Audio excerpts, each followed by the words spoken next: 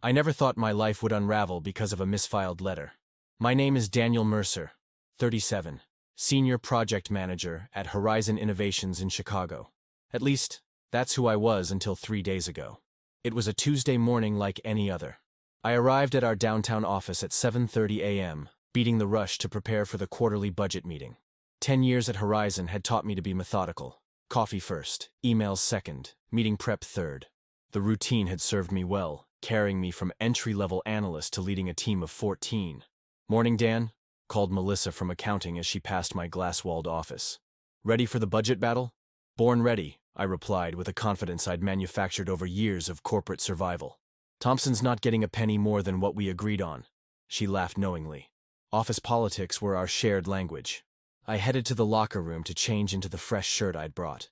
Spilling coffee on myself before the executive meeting would have been on brand for how the past month had gone. My locker, a small metal box I rarely used, had a folded piece of paper sticking out from the bottom. Strange. I never received physical mail at work. The letter was on company letterhead, dated 4 weeks ago. The first line hit me like a physical blow. "This letter serves as formal notification that your employment with Horizon Innovations is terminated, effective immediately." My vision blurred. I blinked, certain I was misreading. The signature at the bottom belonged to Diane Keller, HR Director. It detailed severance, benefits continuation, and return of company property. I checked the name on the letter again. Daniel Mercer. My position. My employee ID. Yet for 4 weeks, I'd been coming to work, attending meetings, making decisions, getting paid. A clerical error? A practical joke? My mind raced through possibilities while my body remained frozen in the empty locker room. My phone buzzed. A calendar reminder. The budget meeting was starting in 10 minutes. 14 people waited for my presentation. The CFO would be there. Thompson from marketing, too. I slid down against the lockers, letter clutched in my hand.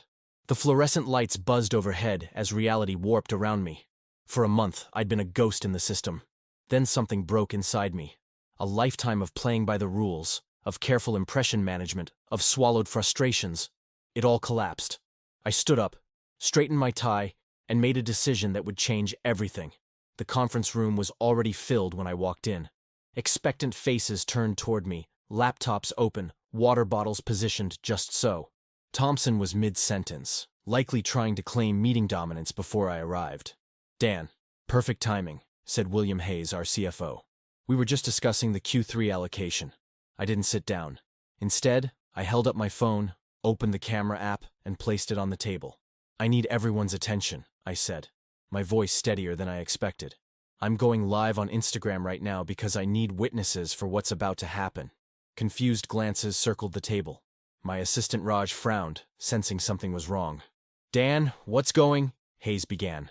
I hit the live button and held up the termination letter. "Good morning to everyone watching. I'm Daniel Mercer, and I just discovered that I was fired from Horizon Innovations 4 weeks ago. Yet somehow, no one bothered to tell me. I've been coming to work, leading meetings, making decisions, all while officially terminated." The conference room froze. Thompson's mouth hung open. Raj looked like he might be sick. "So I'm quitting. Again, apparently. But this time, I'm doing it my way." I turned to Hayes, whose face had drained of color.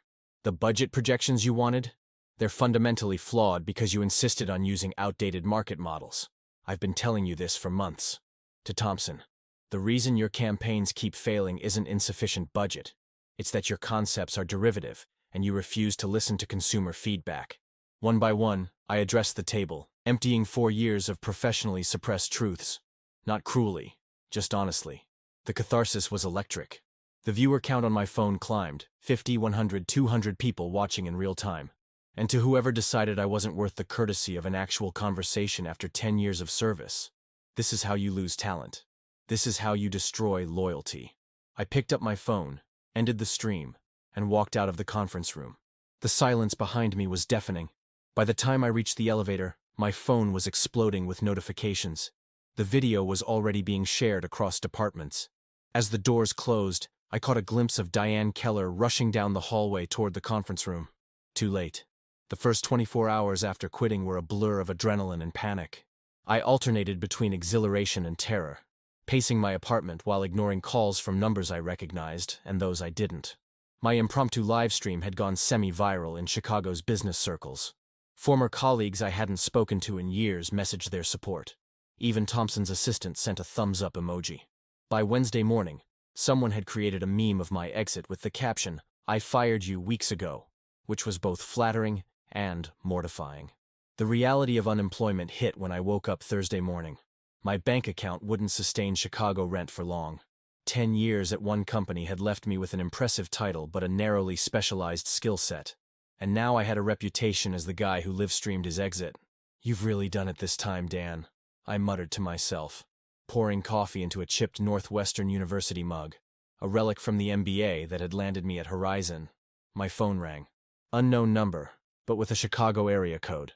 After dodging calls for 2 days, I decided to face whatever was coming. "Daniel Mercer," I answered, professional tone intact from muscle memory. "Mr. Mercer, this is Lawrence Wilson with Wilson & Reed Legal." The voice was measured, authoritative. "We represent Horizon Innovations." My stomach dropped. Lawsuit, defamation, confidentiality breach. The potential charges raced through my mind. "I'm calling because Ms. Keller asked me to clarify the situation regarding your employment." I braced myself. "It appears there was a significant administrative error.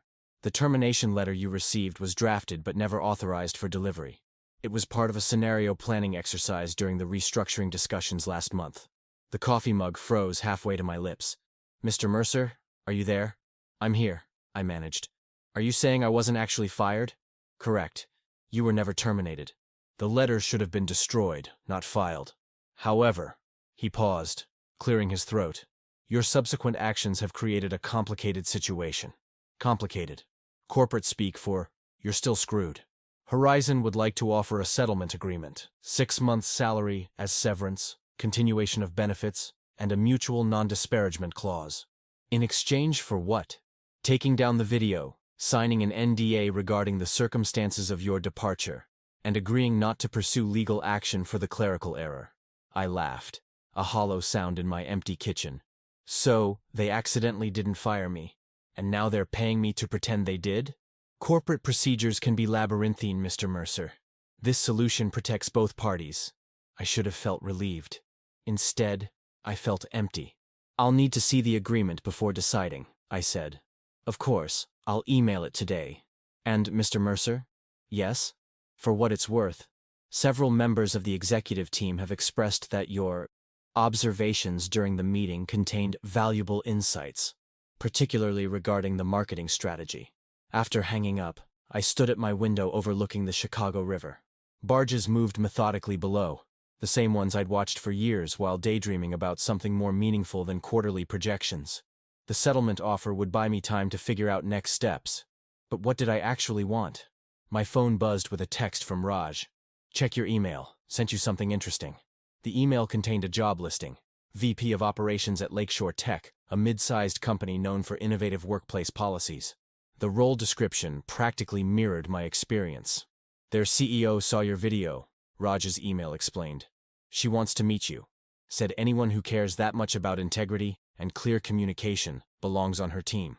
Beneath that was a forwarded message from Rebecca Chen, Lakeshore's CEO. "Send him my way if he's interested."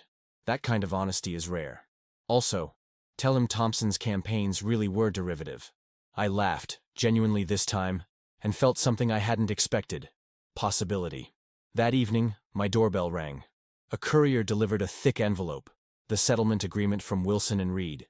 As I signed for it, my neighbor Brad was returning from his hospital shift still in scrubs. "Rough week?" he asked, noticing my expression. "You could say that. Got accidentally fired, then accidentally not fired, then quit on a live stream that's now getting me job offers." Brad blinked. "Man, I just cut people open and sew them back together. Office politics sounds way more complicated." His perspective hit me harder than expected. I'd spent a decade navigating corporate hierarchies, measuring success in incremental promotions and budget increases. Meanwhile, Brad literally saved lives. "Want a beer?" I offered impulsively. I could use some normal human interaction. Over bottles of Goose Island, I explained the whole saga. Brad listened attentively, occasionally shaking his head in disbelief. "So what now?" he asked when I finished. "Sign their agreement, take the money, explore new opportunities." I shrugged. Maybe find something with more purpose.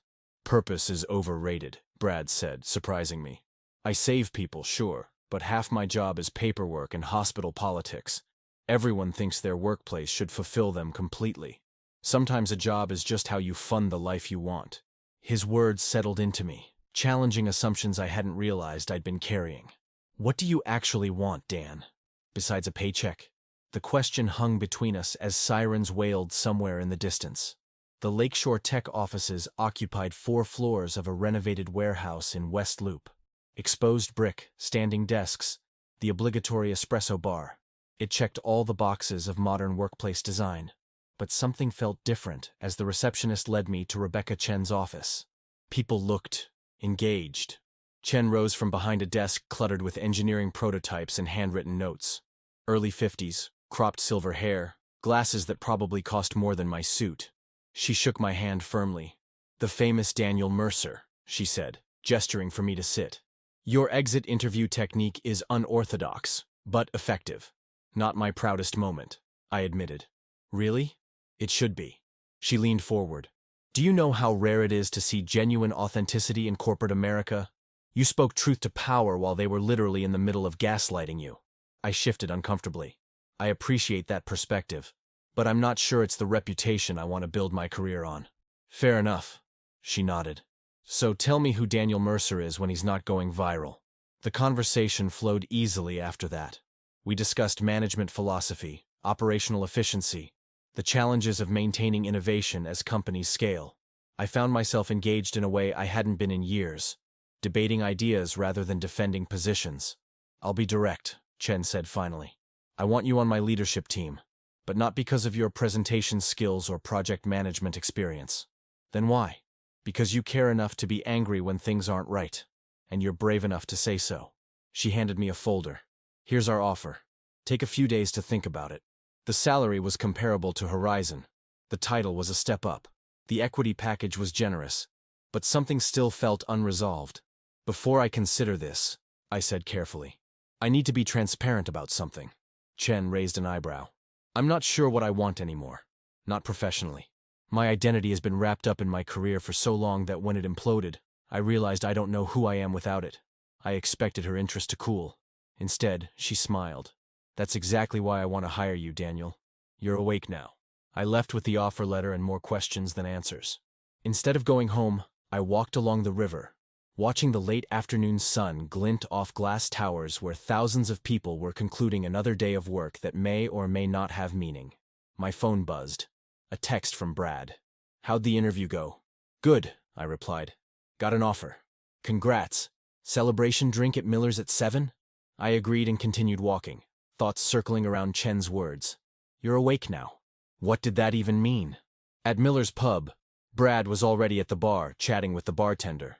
A surgical resident from his hospital joined us, along with a couple who lived in my building that I knew only well enough to nod to in the elevator. The conversation meandered comfortably through topics unrelated to corporate strategy or budget allocation. Brad's resident friend described a complicated procedure she'd assisted with. The couple discussed their recent trip to Portugal. Normal human interaction that didn't revolve around status or advancement. "So, what about you, Dan?" the woman, Lisa, asked. "Brad mentioned you're between jobs?" "Technically, yes." I explained the situation, finding humor in it now. "So I have an identity crisis and 2 job offers to sort through." "First world problems," Brad teased. I know. I shook my head. I just can't shake the feeling that I'm missing something bigger here. The resident, Aisha, studied me thoughtfully. "Have you considered that maybe the job isn't supposed to be the whole point?" "What do you mean?" "I love surgery. It's intellectually challenging and occasionally profoundly meaningful. But it's not my entire identity." She gestured around the table. "This matters too. Friends, community, the random conversations that shape your thinking." "Exactly," Brad nodded. "Remember what I said about funding the life you want? What do you actually want your life to look like, Dan?" The question lingered as our evening continued. For so long, my answer would have been automatic. The next promotion, bigger team, more responsibility. The corporate ladder had clear rungs to climb. But what if there were other measures of a successful life? The next morning, I stood in front of my bathroom mirror, staring at the reflection of a man in transition. Not just professionally, Something deeper was shifting. I pulled out my phone and made a decision. I called Lawrence Wilson and accepted Horizon's settlement offer. Then I called Rebecca Chen. Ms. Chen, it's Daniel Mercer. Rebecca, please. Have you made a decision? I have. I took a deep breath. I'm interested in the position, but I'd like to propose a modification. I'm listening. I want to work 4 days a week, not 5. Same deliverables, reduced compensation proportionally. There was a pause. May I ask why? Because I'm realizing that my effectiveness as a leader isn't just about hours logged. It's about perspective, balance, and bringing my whole self to work. And what will you do with this 5th day? I thought about Brad and Aisha, about the couple from my building whose names I now knew, about the volunteer crisis line I'd researched last night. Live, I answered simply. So, I have something real to bring back to the job. Another pause, longer this time. I braced for rejection. Start in 2 weeks, she said finally. We'll try your arrangement for 3 months. If deliverables are met, we'll make it permanent. Thank you, I said, genuine gratitude in my voice. You won't regret it. I know I won't, she replied. You're not the only one who needs to be reminded that there's more to life than quarterly projections, Daniel. After we hung up, I opened my closet and pushed aside the row of nearly identical suits I'd worn for a decade. Behind them hung hiking gear that hadn't seen daylight in years, a camera from a photography phase I'd abandoned when work intensified, books dog-eared and then forgotten. The irony wasn't lost on me. It took being fired, or not fired, then quitting spectacularly, to make me question what I was working for in the first place. I picked up the termination letter that had started it all, now framed as a reminder. I fired you weeks ago, it began, the corporate letterhead absurdly formal for the chaos it had created. But it hadn't just terminated an employment arrangement. It had fired a version of myself I'd outgrown, a man who measured his worth by his business card and organizational chart. I placed the frame on my desk and opened my laptop. There was a life to rebuild, not just a career.